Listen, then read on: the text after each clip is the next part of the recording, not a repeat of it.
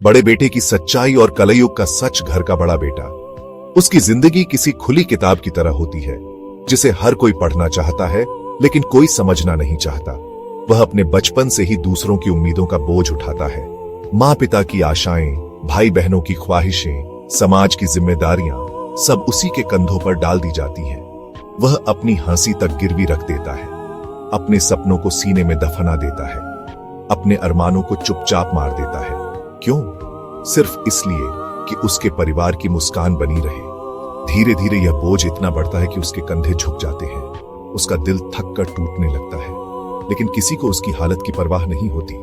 सबको बस इतना चाहिए कि बड़ा बेटा हमेशा मजबूत बने, हमेशा दूसरों को संभाले।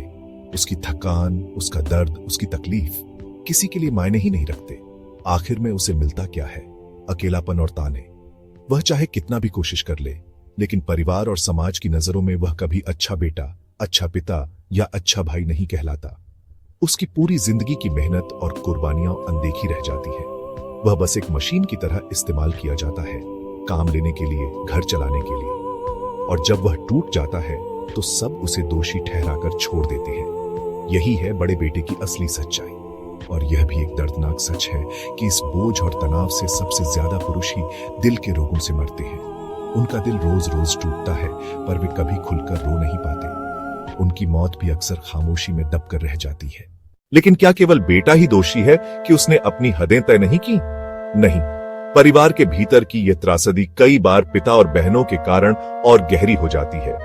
वह पिता जिसे बेटे की भावनाओं से कम और अपने धन, नाम और मान सम्मान से ज्यादा मतलब होता है, उसके लिए बेटा केवल साधन है, एक ऐसा साधन जिससे वह समाज में इज्जत कमा सके। उसकी नजर में बड़े बेटे की कुर्बानियां कीमत नहीं रखती, क्योंकि उसे केवल अपना मान बढ़ाना होता है। और कई बार घर में कोई सुपनखा जैसी बहन भी इस बर्बादी का कारण बनती है। याद कीजिए, सुपनखा ही तो थी जिसके कारण रावण की लंका जलकर राख हो गई थी। उसी तरह आज के कलयुग में भी कुछ बहनें अपने जहर भरे शब्दों और चालाक दिमाग से परिवार को बांट देती हैं। ये कलयुग की सुपनखाएं बहुत सुंदर जरूर दिखती हैं, लेकिन उनकी जुबान और दिमाग मामा शकुनी की चालों से भी ज्यादा जहरीले होते हैं। इतना कि अगर शकुनी भी इनके सामने आ जाए तो उसे अपनी चालें मामूली लगने लगे। शकुनी भी इनके सामने शर्म से मर जाए। और इस सब के बीच घर का बड़ा बेटा अपनी पूरी जिंदगी दूसरों के लिए जीकर भी अकेला रह जाता है।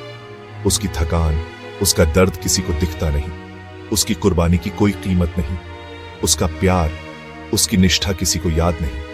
वह बस धीरे धीरे टूटता है और फिर एक दिन चुपचाप चला जाता है। उसकी मौत सिर्फ उसकी मौत नहीं होती, वह इंसानियत की मौत होती है। वह उस त्याग की मौत होती है जो बिना किसी स्वार्थ के सबको खुश करने की कोशिश करता था। अगर आप बड़े बेटे की इस सच्चाई से सहमत हैं, तो इस पोस्ट को शेयर कीजिए, क्योंकि हर घर में एक बड़ा बेटा है जो चुपचाप अपने सपनों को मारकर आप सबको मुस्कुराता देख खुश हो रहा है, मगर भीतर ही भीतर हर रोज मर रहा है।